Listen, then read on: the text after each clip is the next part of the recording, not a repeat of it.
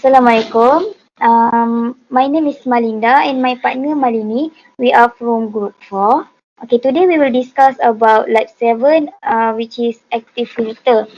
In this lab, we need to construct three types of circuit, which is first order low pass active filter, first order high pass active filter, and second order low pass filter.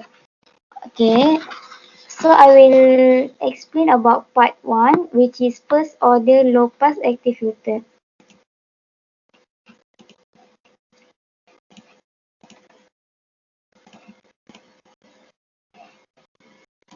Malini, you can see my screen? Yes, I can see. Okay, so this is the circuit of first order low pass active filter. Okay, I have construct the circuit but based on the figure 1 that is given. Okay, but we have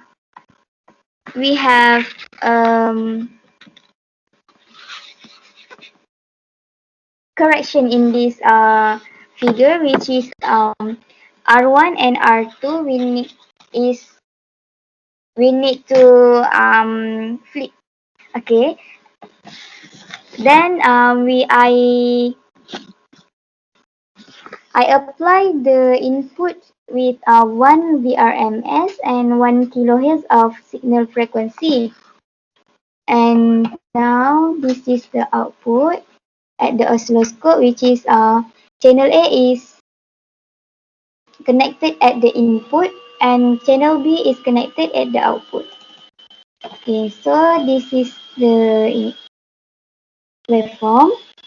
Okay, for the blue color, it is the V in and the red color is V out. Okay, so we need to change the input signal until 1 megahertz. Okay, so then this is the graph for oh no Okay, then this is the graph for gain frequency curve response.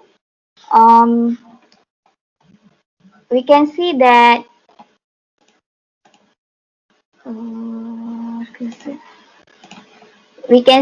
the highest gain is negative 3.522 and the lowest is negative 14.7739. Okay, so this is for part 1. For part 2, I will give to Malini. So now I'll be explaining on the second part of the circuit, which is the first order high pass active filter. So I have constructed the first order high pass active filter using the oscilloscope, and the frequency that I set was 1 kilohertz. So now I'll run the circuit. Let's see the output. So this is the output that I got.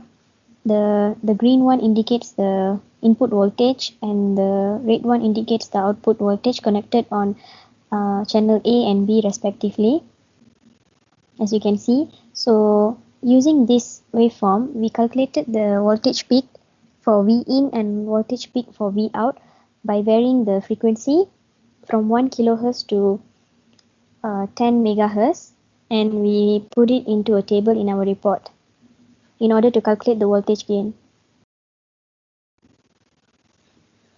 Alright, so now I will share the same design, but this time I'm going to show the frequency response that we plot using the circuit. So what we did was, we plotted the frequency response curve from 1 kilohertz to 10 megahertz using the AC sweep function. So now I'll run so this is the output graph that we got. Alright. So this is the output graph that we got. On the x-axis, it's the frequency, which is in hertz, and on the y-axis is voltage gain.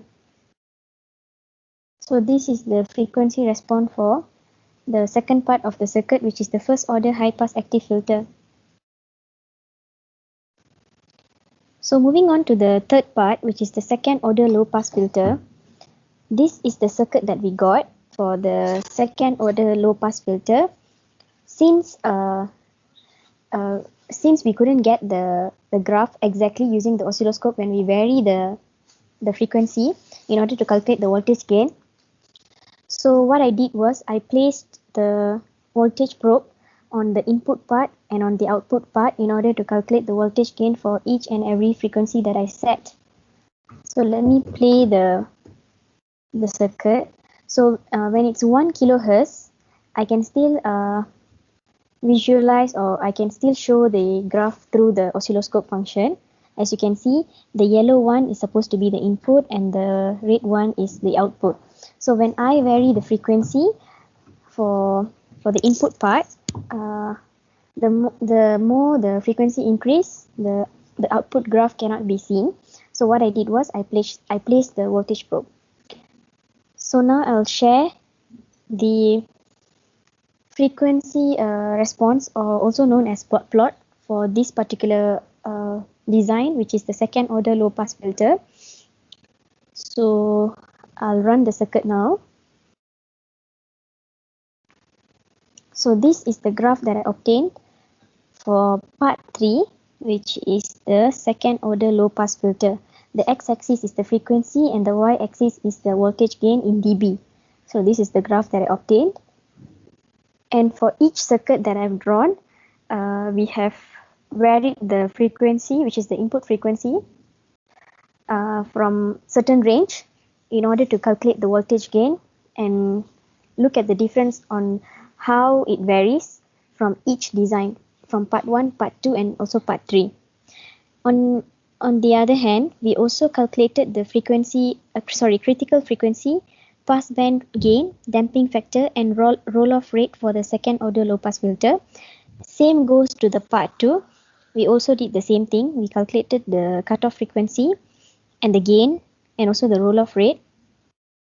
So I think that's all from me for part 2 and part 3. So we'll end the meeting here. Thank you so much.